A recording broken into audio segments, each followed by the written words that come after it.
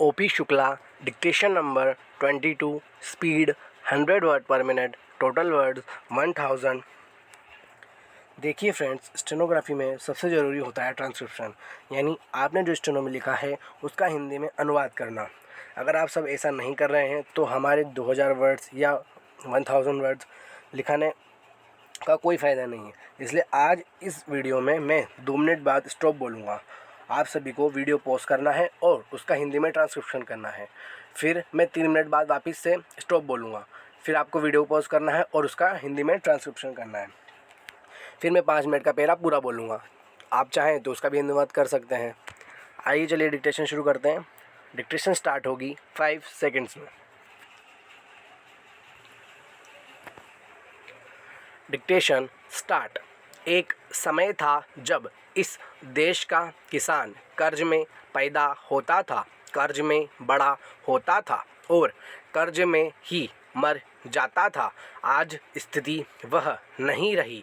इसी तरह से यदि हमारी सरकार किसानों की भलाई के लिए कार्य करती रही तो किसानों को भी पूरा विश्वास हो जाएगा कि सरकार उनका हित चाहती है और उन्हें पूरा सहयोग देकर खेती की पैदावार को बढ़ाना चाहती है। पैरा। सभापति महोदय, सदन के समक्ष दहेज प्रथा के संबंध में जो विधेयक प्रस्तुत किया गया है वह बहुत ही उपयोगी है तथा महत्वपूर्ण विधेयक है। मैं इस सदन से निवेदन करना चाहता हूं कि इस विधेयक पर विस्तार से चर्चा की जाए और ऐसा कानून बनाया कि सिफारिश की जाए जिससे समाज की इस बहुत बड़ी बुराई को जड़ से मिटाया जा सके। मैं यह भी मानता हूं कि समाज की इस बुराई को कानून के द्वारा जल्दी दूर नहीं किया जा सकता है। कानून के साथ साथ कुछ ऐसे कार्यक्रम भी हमें बनाने होंगे जिनके माध्यम से देश की जनता को इस बुराई के विषय में अच्छी तरह से समझाया जा सके। दहेज प्रथा पुराने समय में हिंदू धर्म में प्रचलित थी, लेकिन अब धीरे धीरे यह प्रथा सभी धर्मों में बीमारी की तरह फैल चुकी है और अब धीरे धीरे एक व्यवसाय का रूप ले चुकी है। हिंदू समाज में विवाह को एक पवित्र धार्मिक कार्य माना जाता था, लेकिन उसके साथ साथ धन दौलत और लेन देन का व्यवसाय भी जुड़ गया है। महोदय, इस बुराई को दूर करने के लिए स्टॉप।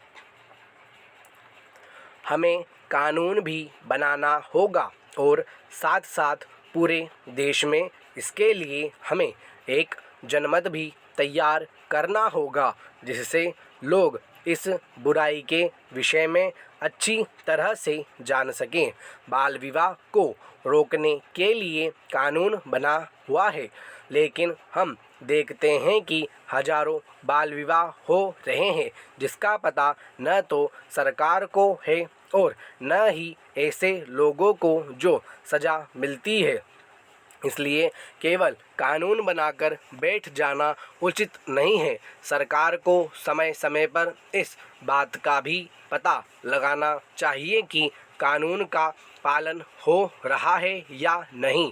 मैं आपसे निवेदन करना चाहता हूं कि केवल कानून बनाने से सामाजिक बुराई को समाप्त नहीं किया जा सकता है। इस प्रकार की सामाजिक बुराई को समाप्त करने के लिए हमें समाज में जाकर कार्य करना होगा।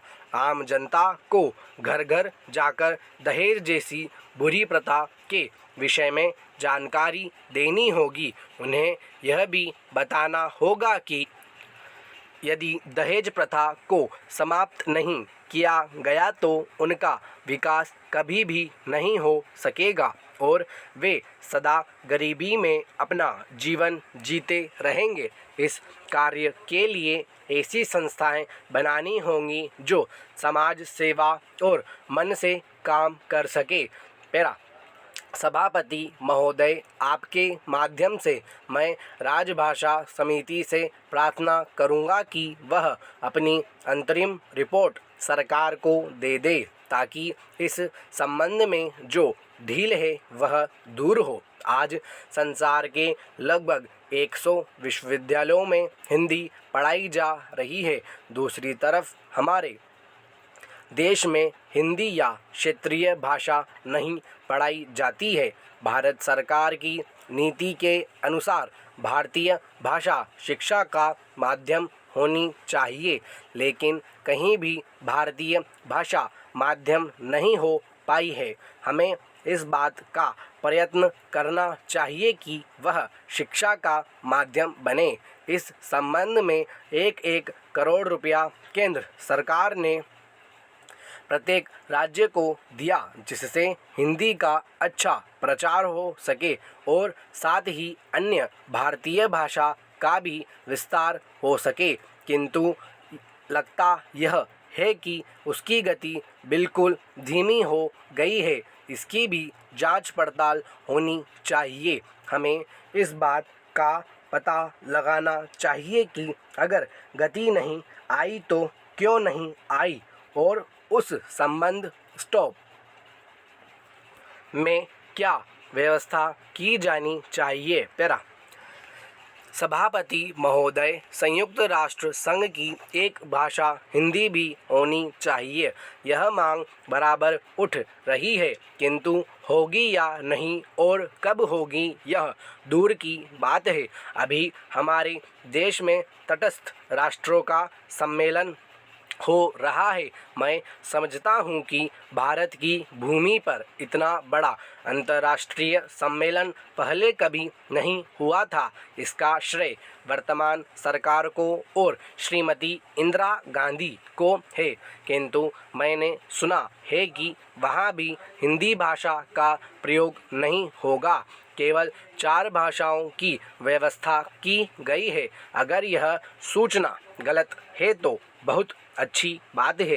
हिंदी की व्यवस्था अवश्य होनी चाहिए। अगर ऐसी व्यवस्था नहीं हुई तो जो प्रतिनिधि बाहर से आ रहे हैं वे क्या सोचेंगे। जिस देश की अपनी भाषा नहीं होगी उसकी क्या उन्नति हो सकती है। इसमें भारत के ही नहीं बल्कि बाहर के भी प्रतिनिधि आ रहे हैं। उनमें से बहुत से हिंदी जानते हैं। मैं सरकार से कहना चाहता हूं कि हमारे पास सुविधा है और साधन की भी कमी नहीं है। इसलिए मैं सरकार से प्रार्थना करूंगा कि कम से कम तटस्थ राष्ट्रों के सम्मेलन में हिंदी की व्यवस्था होनी चाहिए। मैं यह भी कहना चाहता हूं कि हिंदी के संबंध में जो कानून बने हुए हैं उनका पालन अवश्य होना चाहिए।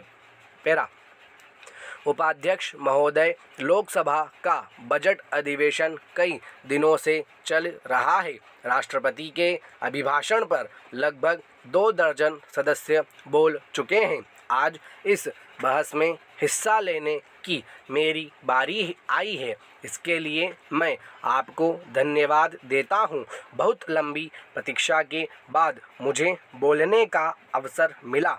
सबसे पहले मैं इस बजट सत्र, जो कि 8वीं लोकसभा का पहला बजट सत्र है और राजीव सरकार का पहला बजट सत्र है, इसके लिए मैं सरकार को बधाई देना चाहता हूं। मैं यह बधाई इसलिए भी देना चाहता हूं कि हमारे प्रधानमंत्री ने जनता से जो वायदे किए थे उन्हें वह पूरा करने की तरफ आगे बढ़े हैं। देश की जनता को दिए गए वायदे अगर सरकार पूरा कर देती है तो इससे सरकार की बहुत प्रतिष्ठा बढ़ जाती है। पैरा महोदय, इस संबंध में मैं सबसे पहले भ्रष्टाचार को लेता हूं। भ्रष्टाचार कुछ कम तो अवश्य हुआ है, परंतु उसे समाप्त अवश्य किया जाना चाहिए। आज भ्रष्टाचार भारत के कोने कोने में फैल चुका है। यह रोग कैंसर के रोग की तरह से है। जिस प्रकार से कैंसर रोग को पूरी तरह से ठीक करना बहुत कठिन है, इसी प्रकार से भ्रष्टाचार को भी पूरी तरह से मिटाना आसान काम नहीं है। हमारे प्रधानमंत्री ने इस कैंसर रूपी भ्रष्टाचार को समाप्त करने का जी तोड़ प्रयत्न किया है। मुझे आशा ही नहीं, पूर्ण विश्वास है कि वह इसमें अवश्य सफल होंगे। इस संबंध में मैं कुछ उदाहरण सदस्यों के सामने रखना चाहता हूँ। यह भ्रष्टाचार किस प्रकार से फैलता है। जनता को अपना काम कराने की जल्दी तथा गलत काम कराने से भ्रष्टाचार फैलता है। यदि हमारे बड़े सरकारी अफसर तथा नेता चाहें तो यह भ्रष्टाचार समाप्त किया जा सकता है।